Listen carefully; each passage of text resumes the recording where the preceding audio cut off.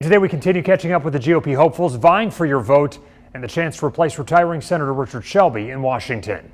Today, part of my conversation with Mike Durant, the veteran and businessman, says his life experience set him apart from the others in the Republican field.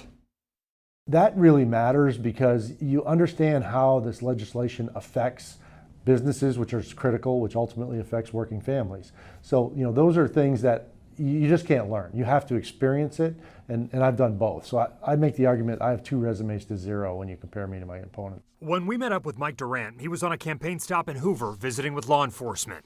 We talked about several issues, including the U.S. response to the conflict in Ukraine. Swinging behind the ball, just constantly in react mode instead of being proactive and preventing some of this stuff from happening. Among his concerns, Mr. Durant says the U.S. could do more to help the Ukrainian government secure needed military equipment to fight, on where lawmakers should focus when it comes to the economy. Energy independence is probably the best single thing that we can do to try to turn this ship around, because it's a train wreck right now and people are, struggling to get by. There's no question about it. It hits low-income families more than it hits anyone else. Mr. Durant tells me if he heads to Washington, his top priorities would be finishing the wall along the U.S.-Mexico border and election integrity. We also talked about another part of the job description, voting on Supreme Court nominees and the confirmation hearing of Judge Ketanji Brown Jackson.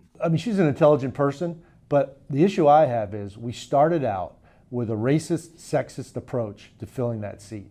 It should have been, we want to find the best qualified candidate to serve on the Supreme Court.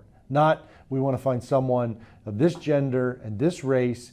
That just, to me, takes us backward. Why are we not just trying to find the right person to fill that role?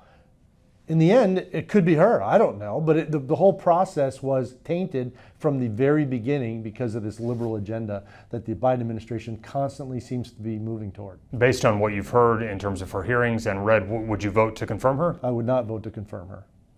I also asked Mr. Durant about his recent meeting with former President Donald Trump in Mar-a-Lago, given Mr. Trump's endorsement is now back up for grabs.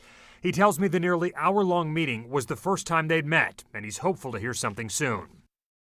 Much more of my conversation with GOP hopefuls in the days ahead, and as always, we have got you covered with more candidate profiles, also important voting information. You can find that right now on the free WVTM 13 app.